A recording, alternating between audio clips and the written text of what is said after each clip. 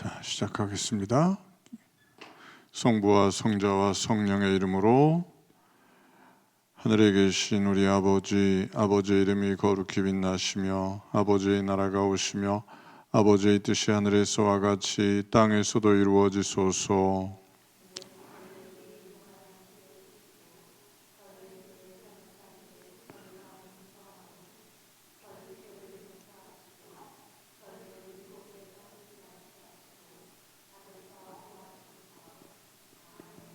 성부와 성자와 성령의 이름으로.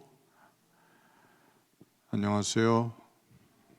반갑습니다.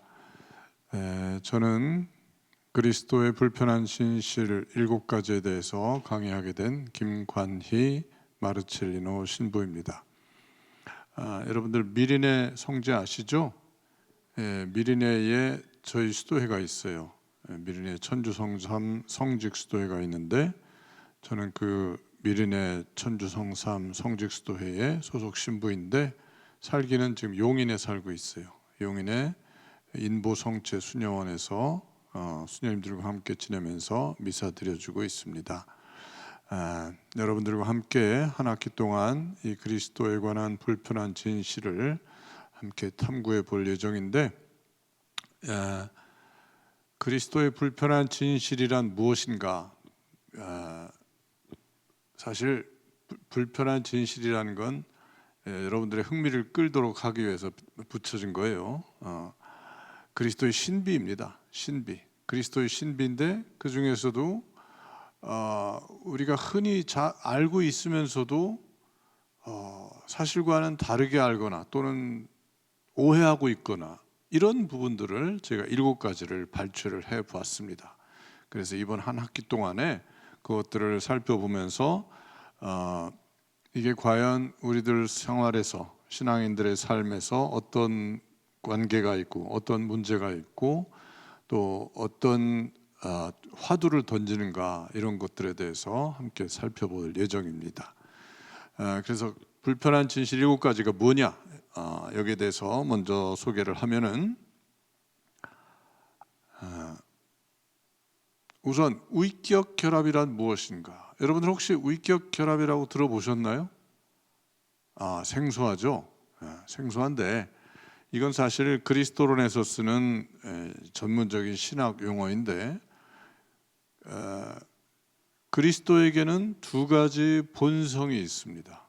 우리 인간들은 인간 본성, 동물의 본성이 있지만 예수님은 하느님의 본성과 인간으로서의 본성, 2개의 본성이 있어요.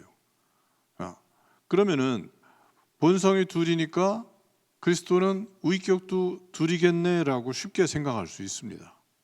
하느님으로서의 위격과 인간으로서의 위격. 그러나 그리스도에게는 위격은 하나입니다. 이건 교회가 가르치는 거예요. 본성은 둘이지만 위격은 성자의 위격 하나입니다. 그래서 이 위격 결합을 설명할 때는 바로 삼위일체의 2번째 위격이신 성자 예수 그리스도의 위격이 인간의 육신을 취한 사건, 즉 인간의 본성을 취한 사건. 그러니까 쉽게 얘기해서 하느님의 본성을 지니신 성자의 위격이 인간 육신이라는 본성을 취한 사건을 우리는 위격 결합이라고 합니다. 이건 이제 앞으로 좀 더 자세하게 설명을 할 텐데, 이것이 바로 첫 번째 불편한 진실이라고 말할 수 있어요. 그 다음에 이제 다음 시간에 다루게 될 내용인데, 동정수태란 이해 가능한 것인가? 동정수태란 우리가 다 알듯이 마리아께서 남자의 도움 없이 예수님을 잉태한 사건을 말하죠. 성령의 힘으로 예수님을 잉태한 것을 바로 우리 그리스도교에서는 동정수태라고 합니다. 그러면은 동정수태라는 것은 결국 마리아 안에서 이러한 일이니까 마리아론에서 달아야 될 거 아닌가 하는 생각을 하겠지만은, 사실 동정수태라는 것은 마리아의 힘이나 능력이 아니라 하느님께서 베풀어 주신 섭리라고 봐야 됩니다. 즉 하느님의 능력이요, 하느님의 일이라는 뜻이에요. 그래서 과연 남자의 도움 없이 성령의 힘만으로 한 인간이 태어날 수 있는가? 그리고 이 동정수태를 말할 때는 세 가지를 말합니다. 동정수태라는 것은 남자의 도움 없이 임신한 상태를 말하고, 두 번째로는 평생 동정, 그러니까 예수님이 요셉과 함께 살았지만은 예수님을 낳은 이후에도 평생 동안 동정을 지켰다라는 뜻에서 평생 동정을 얘기합니다. 그 다음에 세 번째가 바로 분만 중의 동정이에요. 분만 중의 동정. 예수님을 낳는 순간에도 성모님께서는 동정을 지켰다라고 교회는 가르칩니다. 그러니까 동정수태라는 것은 말은 하나지만은 세 부분으로 나누어서 볼 수 있습니다. 세 순간으로. 수태하는 순간과 분만하는 순간, 그리고 평생 동안 유지한 것, 이것이 바로 동정수태라는 겁니다. 여기에 대해서도 다음 시간에 좀 더 자세하게 살펴볼 겁니다. 그 다음에 이건 이제 중세 때에 안셀모 성인이 던진 화두예요. 원죄가 없었다면, 즉 아담이 죄를 범하지 않았다면은 성자께서 인간의 모습으로 이 세상에 오셨을까? 이게 바로 안셀모 성인이 던진 질문이에요. 그래서 중세 때에는 스콜라 신학자들이 이 문제를 풀어보려고, 여기에 대해서 적절하고 합리적인 답을 해보려고 많이들 참여를 했습니다. 여기에서 과연 우리는 어떤 답을 낼 수 있을까? 여기 이 자리에 앉아 계신 여러분들도 여기에 대해서 가타부타, 즉 아담이 범죄를 하지 않았다면, 원죄를 저지르지 않았다면 성자께서 육화하셨을까? 또는 원죄가 없었다면 성자께서 안 오셨을 것이다. 그러니까 오셨을 것이다, 안 오셨을 것이다. 이렇게 여러분들도 판단할 수가 있습니다. 이런 것들을 생각해 보는 시간을 갖도록 하겠습니다. 네 번째 진실은 뭐냐? 아들도 모르는 것이 있었을까? 마르코복음 13장에 보면은 제자들이 예루살렘에서 예수님께, 예수님, 스승님 보십시오, 예루살렘 성전 얼마나 아름답습니까? 그러니까 너희들 눈에는 저게 아름답게 보이느냐? 앞으로 저 아름다운 성전이 돌 위에 돌 하나가 남아있지 않을 정도로 황폐하게 될 것이다.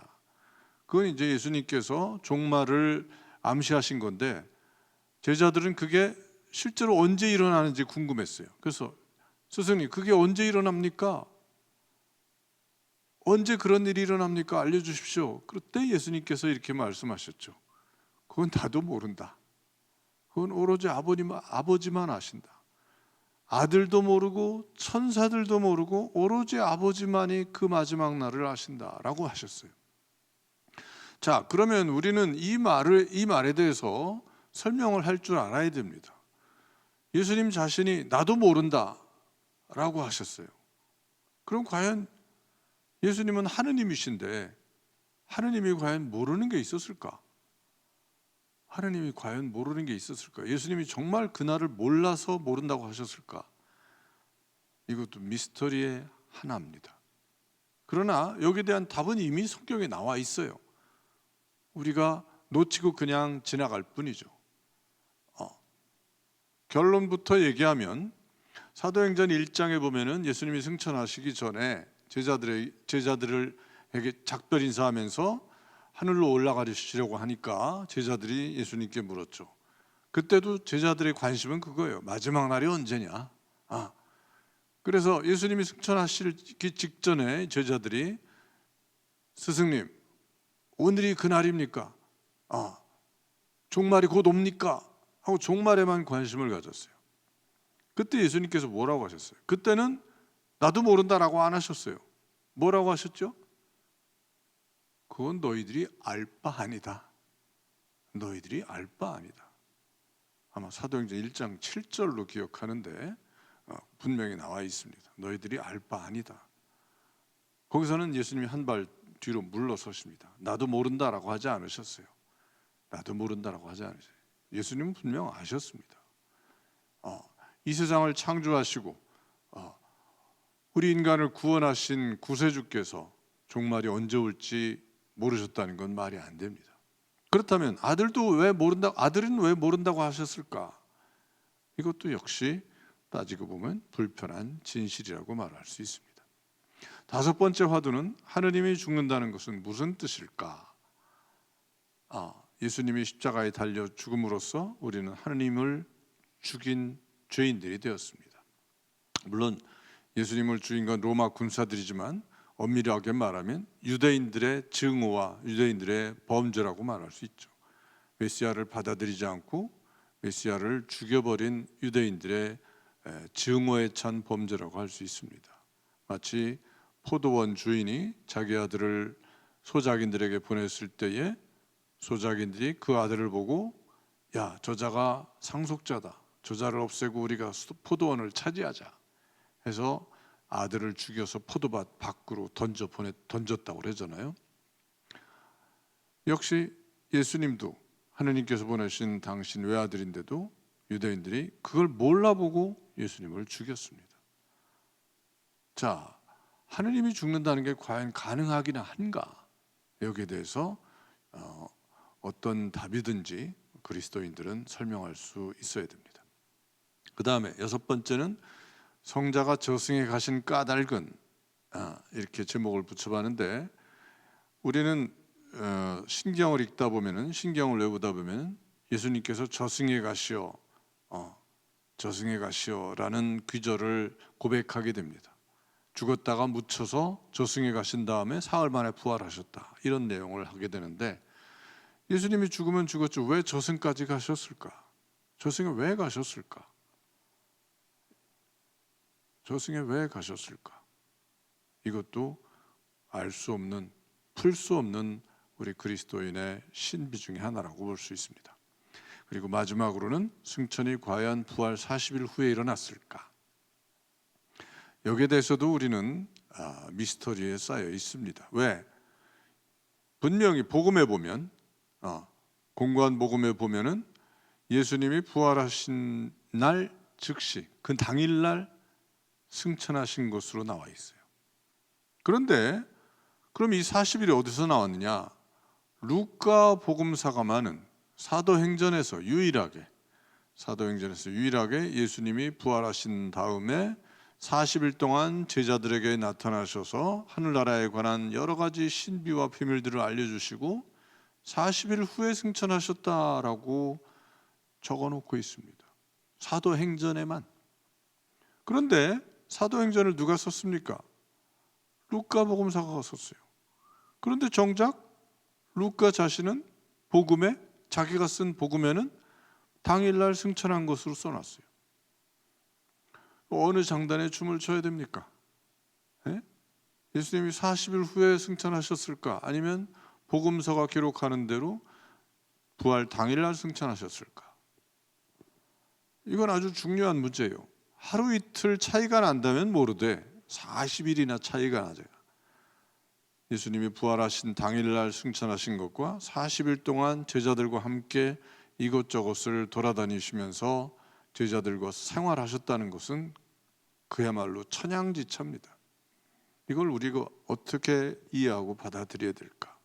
이게 바로 우리가 다뤄봐야 될, 살펴봐야 될 불편한 진실 중에 마지막입니다.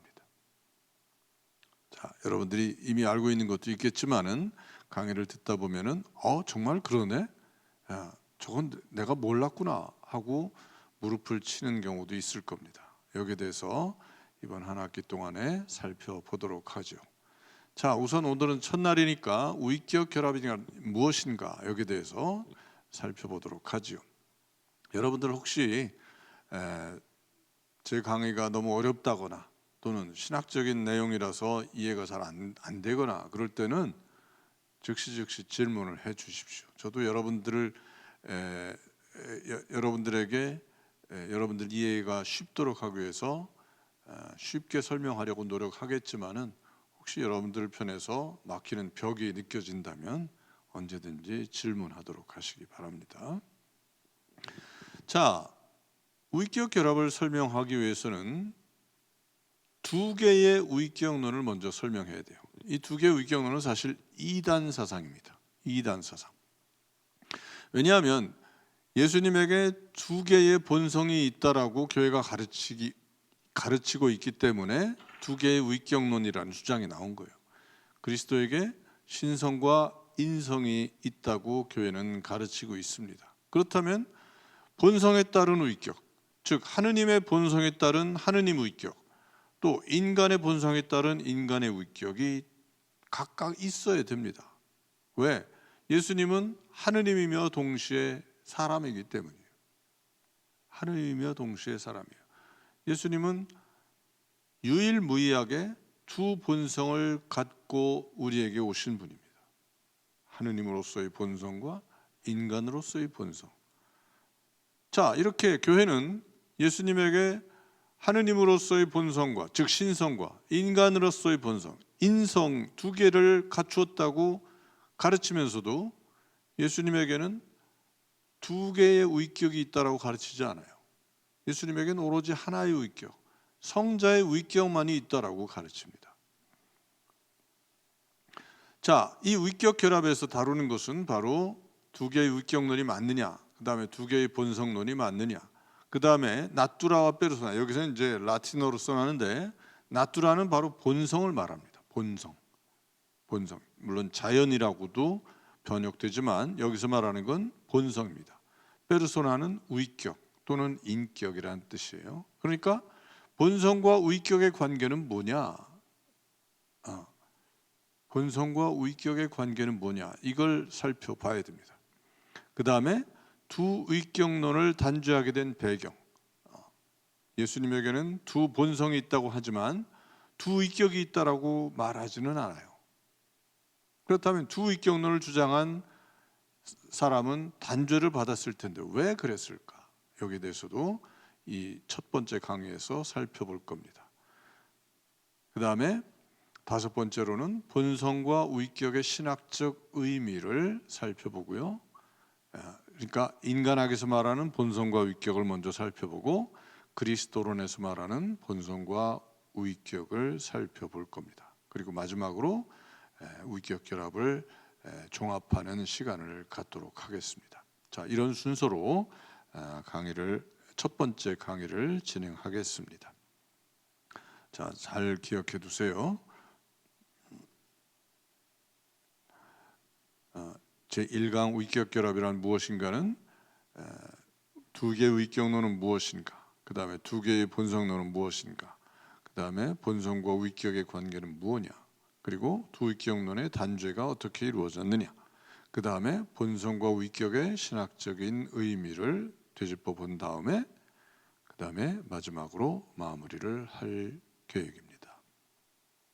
자, 두 개의 위격론을 먼저 들어가 보면 이건 이단이라고 말했죠. 네스토리오라고 하는 콘스탄티노플 총대주교가 있었습니다. 이분은 381년경에 태어나서 451년경에 돌아가신 분이에요. 여기서 까라고 하는 것은 치르까, 라틴어에서 대략, 대개 이런 뜻이에요. 치르까, 대략, 대개. 그러니까 정확한 수치나 정확한 연도를 잘 모를 때는 저런 기호를 써서 대략이라는 뜻을 나타냅니다. 네스토리오는 451년경에 돌아가신 분인데 콘스탄티노폴리스 총대주교입니다. 근데 여러분들 알아두실 게 그리스도론에 있어서 또는 교회 역사에 있어서 수많은 이단들이 나타났어요. 이단들이 많이 나타났어요. 그런데 그 이단들은 아이러니컬하게도 보통은 성직자들이고 여러분들이 보시다시피 콘스탄티노플 총대주교 고위 성직자들이에요. 이단들은 이와 같이 많이 배운 사람들 중에 나옵니다. 많이 배운 사람들 중에. 왜냐하면 그리스도 교회, 가톨릭 교회의 어려운 진리를, 어려운 교리를 사람들에게 쉽게 설명하려고 하다 보니까 나름대로 노하우를 발휘해서 사람들이 쉽게 알아들을 수 있도록 설명하다 보면은 잘못하다가 곁길로 빠지게 마련입니다. 그러니까 이단이 처음에 시작하게 되는 출발점은 신자들의 이해를 돕기 위해서 쉽게 설명하려고 하다 보니까 이단에 빠지는 거예요.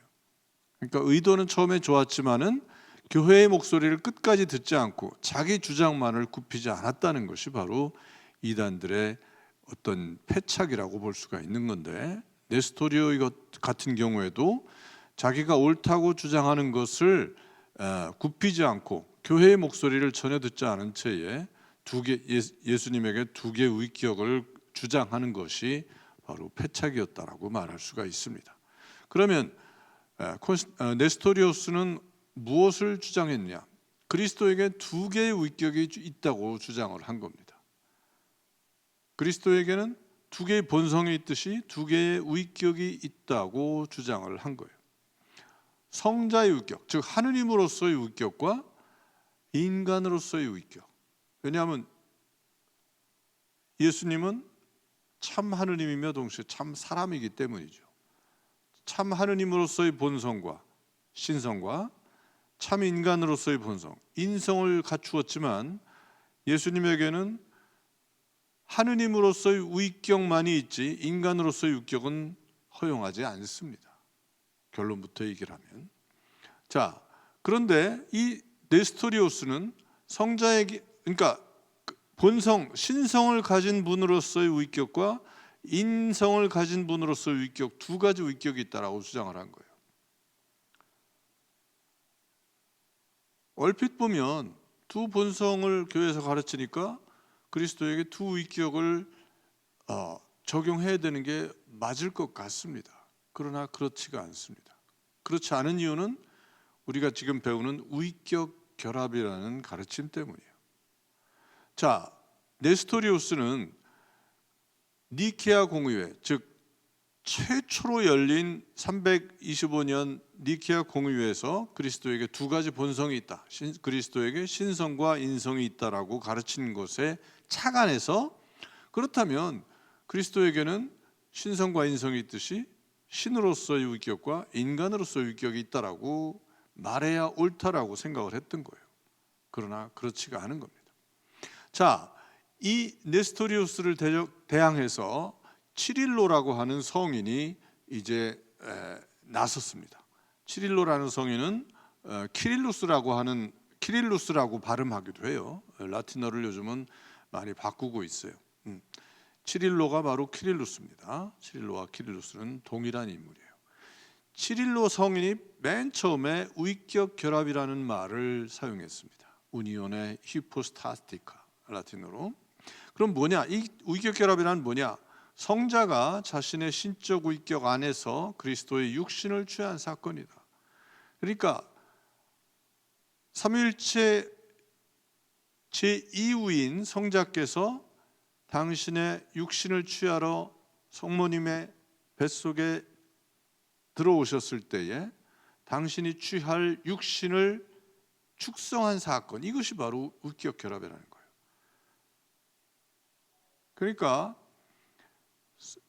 예수님의 인성과 인간으로서의 위격이 이미 꼴을 갖춘 육신을 취한 것이 아니라는 거죠. 성자의 위격이 인간 본성을 취한 사건이 바로 위격 결합이라는 겁니다. 이게 위격 결합이에요. 그러니까 당연히 신성과 인성은 공존하지만 인간으로서의 위격은 없는 상태예요. 빠진 상태라 이 말입니다. 그런데 예수 그리스도에게 인간적 위격이 없다고 해서 뭔가 결함이 있거나 뭔가 부족하다라고 생각해서는 절대로 안 돼요.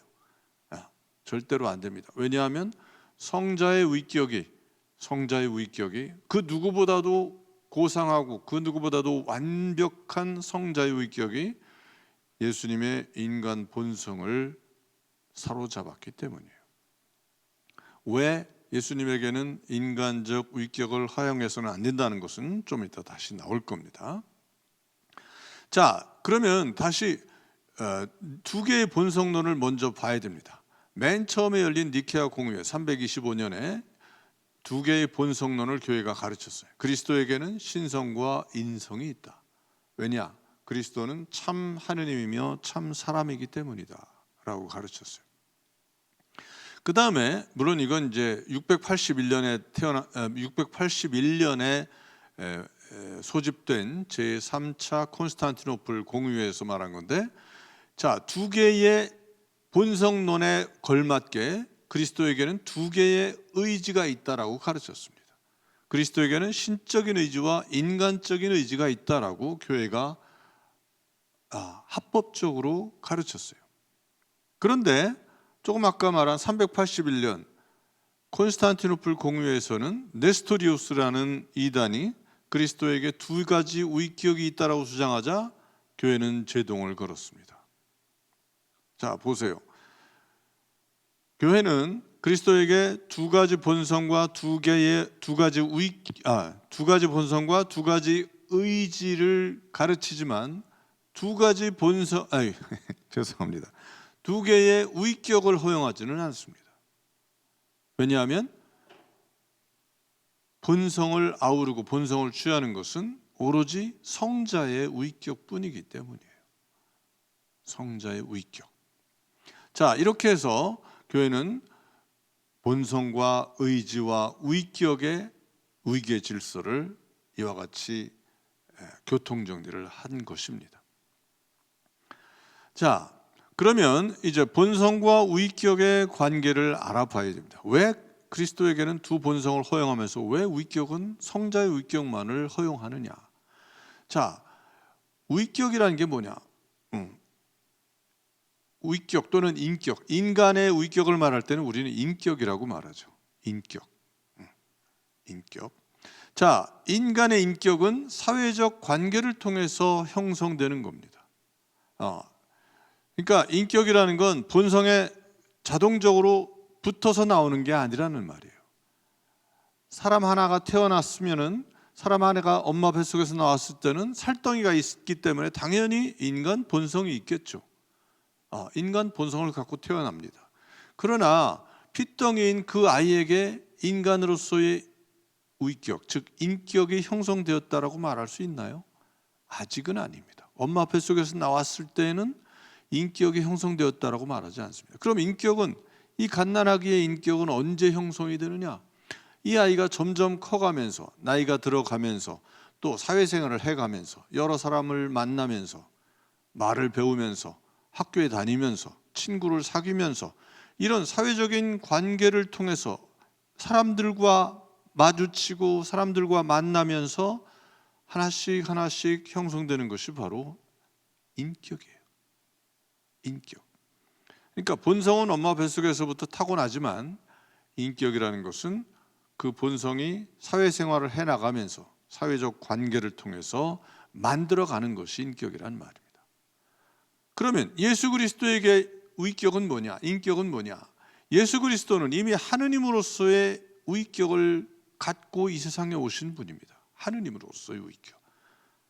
즉 삼위일체의 두 번째 위격, 성부, 성자, 성령 중에 성자라는 위격을 갖고 이 세상에 오셔서 본성, 인간 본성을 취하신 분이에요. 따라서 예수 그리스도에게는 성자의 위격이 자신이 취할 인간 본성을 자신과 결합시킨 것이 바로 그리스도의 위격이 되는 겁니다.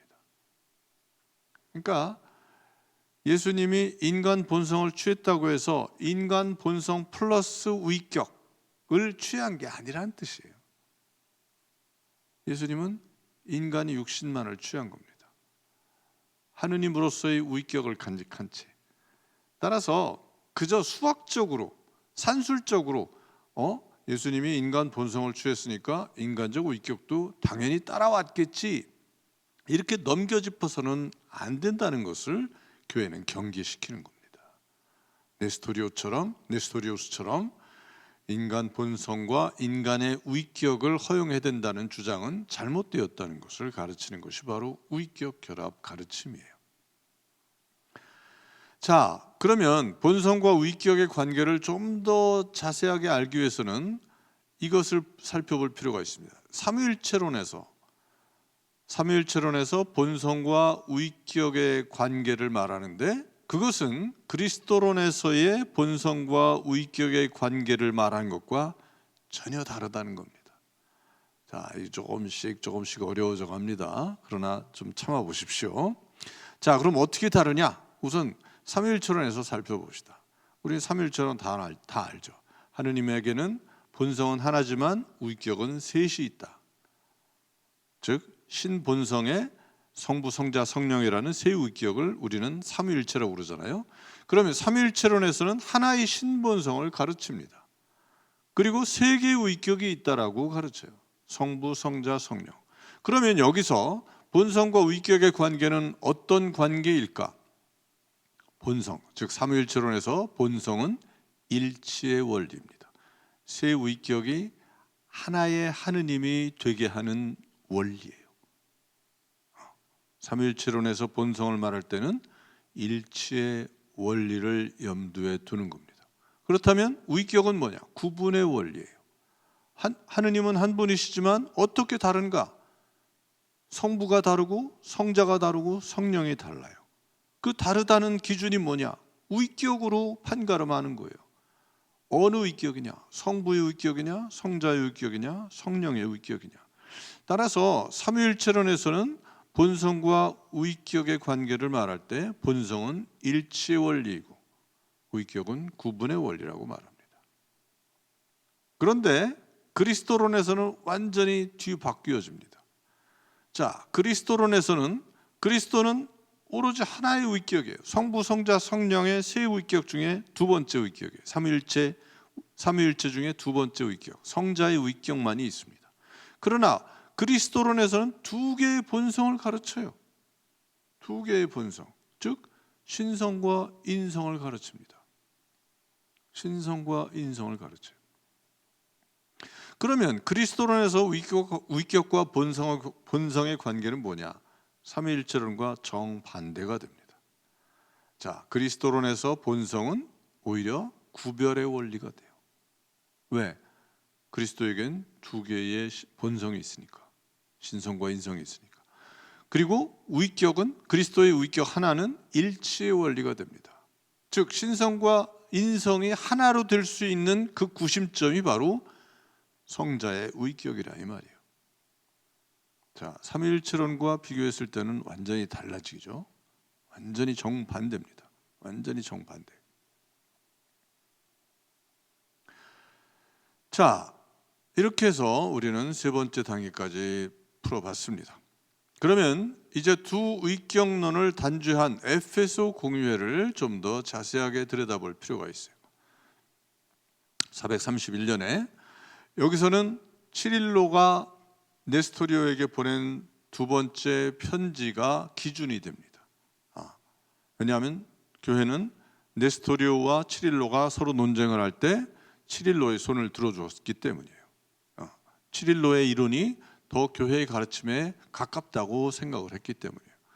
자, 치릴로가 네스토리오에게 보낸 두 번째 편지에서 치릴로는 이렇게 설명합니다. 서로 다른 두 본성이 성자의 위격 안에서 결합하였고 이 두 본성이 오로지 한 분 그리스도요 한 분 성자이심을 고백해야 한다. 서로 다른 두 본성이 성자의 위격 안에서 결합하였고 이 첫 번째 문장이 바로 위격 결합입니다. 이 두 본성이 오로지 한 분 그리스도요 한 분 성자이심을 고백해야 한다. 자, 이 두 본성이 만들어낸 성자 그리스도가 바로 하나의 위격이다 라고 설명을 하는 겁니다. 그러니까 쉽게 얘기해서 그리스도에게는 두 본성이 있지만 위격은 하나라는 겁니다. 위격은 하나. 자, 이게 바로 에베소 공의회에서 네스토리오를 단죄한 교회의 결정입니다. 그러니까 그리스도에게는 두 가지 본성을 말할 수 있지만 또 먼 훗날 681년에 그리스도에게 두 의지를 말하죠. 인간으로서의 의지와 신으로서의 의지. 그러나 그리스도에게 두 위격을 허용해서는 안 된다라고 가르치는 것이 바로 에베소 공의회입니다. 왜냐하면 본성과 위격은 전혀 다르기 때문이에요. 본성은 그야말로 본능적으로 움직이는 인간의 시스템이지만은 위격은 그 본능과 즉 본성과 기질을 제어하고 통제할 수 있는 힘이 있는 주체이고 자아이기 때문입니다. 그런데 만약에 그리스도에게 두 주체가 있다, 그리스도에게 두 위격이 있다라고 허용을 하게 되면 어떤 결과가 생기느냐? 그리스도 안에서 두 주체가, 두 자아가 서로 싸우는 모양새가 될 겁니다. 사실 네스토리오스는 그걸 우려했던 거예요. 그걸 우려했던 겁니다. 그러나 예수 그리스도에게 두 자아를 허용하게 되면은 하느님으로서의 자아와 인간으로서의 자아가 충돌하는 양상이 되는데 과연 그랬을까요? 예수님에게는 하느님의 아들로서의 아주 탄탄하고 충분한 자아가 있는데 인간의 자아가 있다고 해서 거기에 휘둘리거나 서로 싸우거나 할 수 있는 환경이 아니라는 것을 교회가 미리 차단을 하는 겁니다. 그래서 그리스도에게는 하나의 위격이 있다는 사실을 만천하에 공개하고 그렇게 가르치는 겁니다. 자, 이것이 바로 교회가 가르치는 위격 결합의 가르침이에요. 자, 여기서 치릴로의 공언을 한번 살펴보죠. 치릴로는 바로 이 에페소 공의회에서 네스토리오를 대적해서 위격 결합이라고 하는 가르침을 이끌어낸 장본인입니다. 치릴로 성인의 공언은 지대했다고 볼 수가 있어요. 그런데 치릴로 성인이 여기서 말하는 것은 여기서 하나를 더 보죠. 자, 치릴로의 공언 중에 하나가 바로 하느님의 어머니라고 마리아를 하느님의 어머니로 부를 수 있다는 것을 주장한 겁니다. 이것도 사실은 네스토리오스와의 관계가 있어요. 네스토리오 이단은 두 가지를 잘못 가르친 것이 발단이 된 겁니다. 즉 그리스도에게 두 위격이 있다라고 가르친 것하고 그 다음에 네스토리오스는 또 다른 주장을 이렇게 했어요. 마리아는 그리스도의 어머니지 하느님의 어머니라고 불러서는 안 된다라고 주장을 했어요. 그러나 교회는 치릴로의 손을 들어서 마리아는 하느님의 어머니라고 부를 수 있다, 아니 오히려 불러야 된다라고 말을 했는데 그 근거가 바로 속성교환입니다. 속성교환. 이게 둘 다 치릴로가 논리적으로 설명해 놓은 것이기 때문에 네스토리우스를 적대하면서 치릴로가 남긴 공언이라고 볼 수가 있습니다. 자, 속성교환부터 한번 살펴볼까요? 속성교환, comunicatio idiomatum, 라틴어로 말하면 comunicatio idiomatum인데 한마디로 얘기해서 그리스도에게 두 본성이 있다고 그랬죠. 신성과 인성이 있는데 그리스도에게는 신성과 인성이 동등하게 공존하기 때문에 그리스도의 두 본성을 서로 교차해서 설명할 수 있다라는 것이 바로 속성교환 이론입니다. 즉 예수님은 하느님이며 동시에 사람이에요. 하느님으로서 예수님은 어떠한 분이다 라고 설명할 수 있죠. 반면에 인간으로서 예수님은 어떠한 분이다 라고 설명할 수 있는데 이 각각의 신성과 인성의 속성을 서로 교차해서 설명할 수 있다는 겁니다. 예를 들면 그리스도는 십자가에서 죽었다.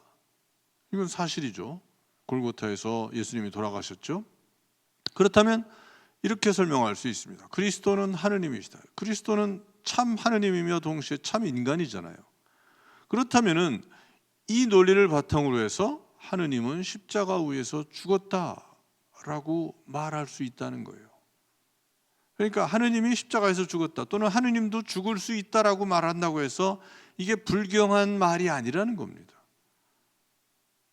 오로지 예수님의 한해서만, 예수님은 두 가지 본성을 갖고 있기 때문에 예수님이 갖고 있는 두 본성을 서로 교차해서 설명해도 아무런 문제가 되지 않는다는 거예요. 아무런 문제가 되지 않는다는 겁니다. 자, 이렇게 이 속성 교환을 이론을 바탕으로 해서 치릴로는 또한 하느님의 어머니 호칭을 설명을 합니다. 우리가 마리아를 하느님의 어머니라고 부를 수 있고 불러도 되고 또 불러야 한다는 것을 바로 치릴로는 이렇게 증명을 한 셈이에요. 자, 하느님의 어머니, 이 테오토코스는 이 그리스어로 하느님의 어머니라는 뜻이에요. 치릴로는 바로 이 속성 교환의 근거에서 이렇게 설명을 합니다. 마리아는 예수님을 낳아주신 어머니다. 맞죠? 인간 예수를 낳아주신 어머니예요. 그런데 예수님은 두 본성을 지니고 계셨기 때문에 예수님은 하느님이다라고 말할 수 있죠. 말할 수 있는 게 아니라 예수님은 하느님이죠. 예수님은 인간이면서 동시에 하느님입니다. 그렇다면 이렇게 말할 수 있는 거예요. 마리아는 예수님을 낳아준 어머니지만 동시에 예수님은 하느님을 낳아준 어머니다. 하느님의 어머니다. 테오토쿠스.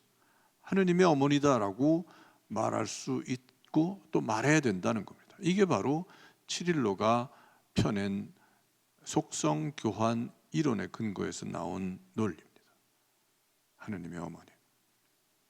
그러니까 네스토리오스는 그리스도에게 두 위격을 부여해야 된다라고 말했지만 교회는 아니다. 그리스도에게 두 위격이 있는 게 아니라 위격은 성자의 위격 하나다. 본성은 둘이지만 성자의 위격만이 있다.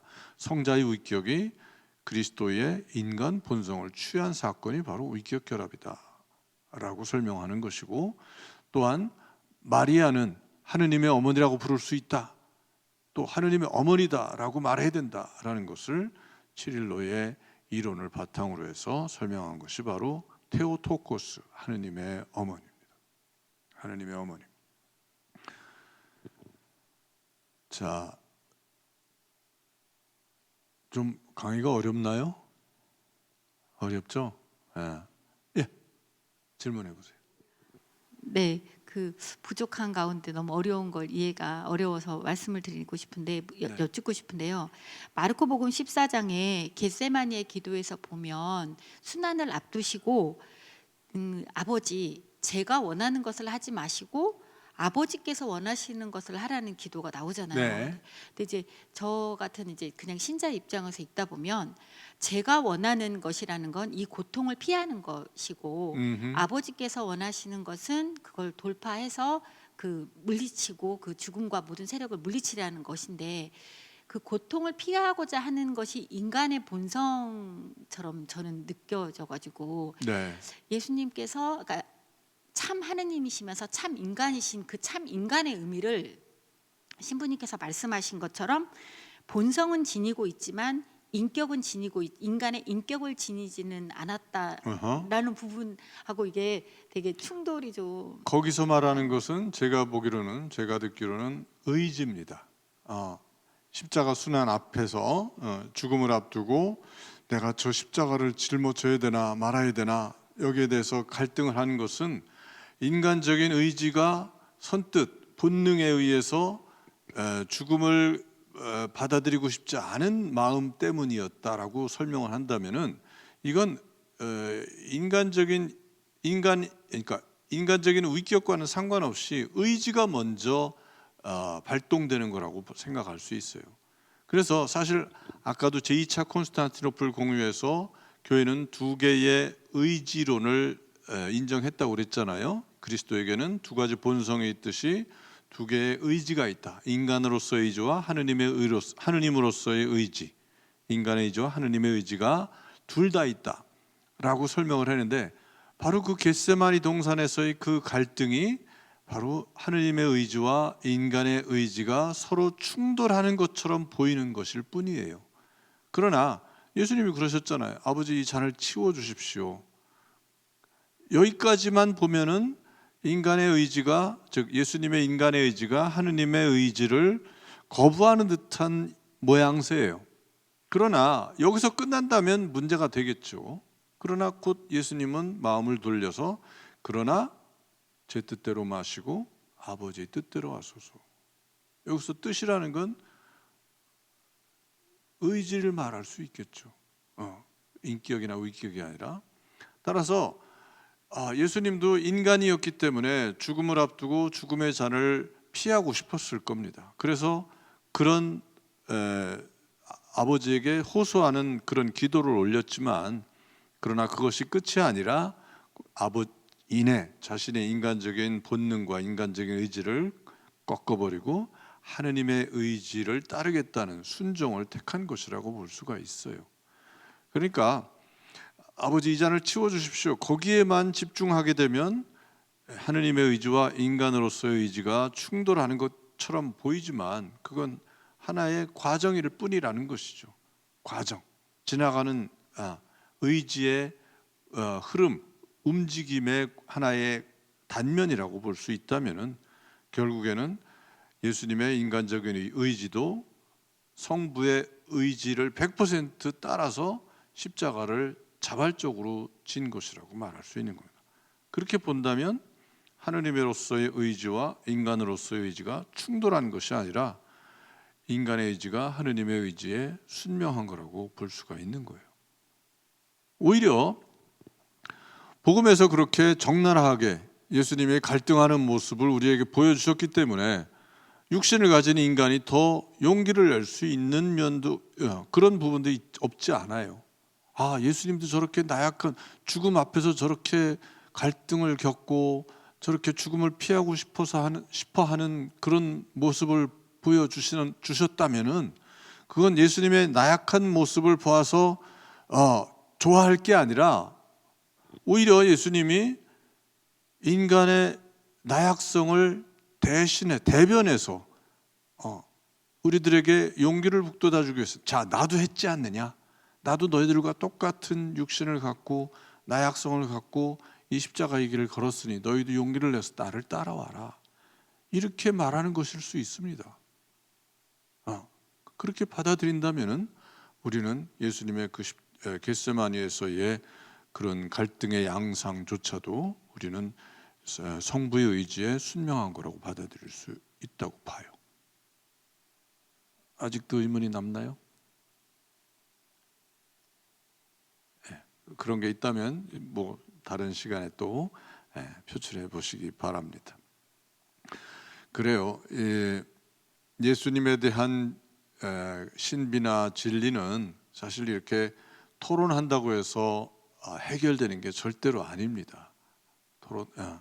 해결되는 게 그러니까 이해가 된다고 하는 것이 신비를 이해한다는 것은 나 신비를 이해했어.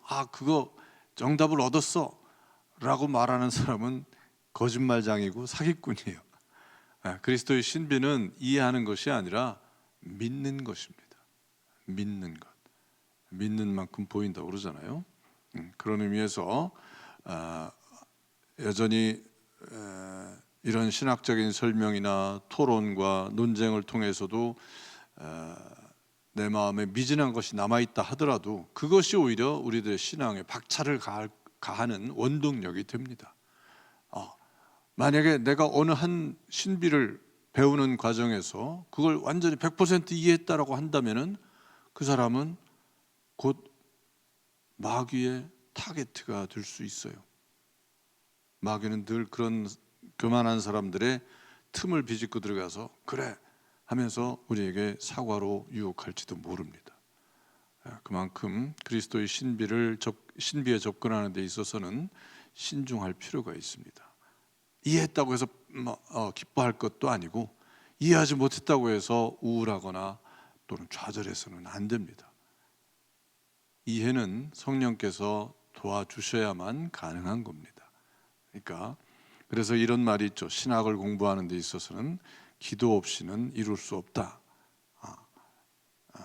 그리스도의 신비는 기도 중에 묵상 중에 성령께서 알려주셔야만 깨우칠 수 있는 거라고 말할 수 있습니다. 자, 지금 이제 49분인데 좀 쉬었다가 두 번째 시간을 하도록 하겠습니다. 한 10분 정도 쉽시다.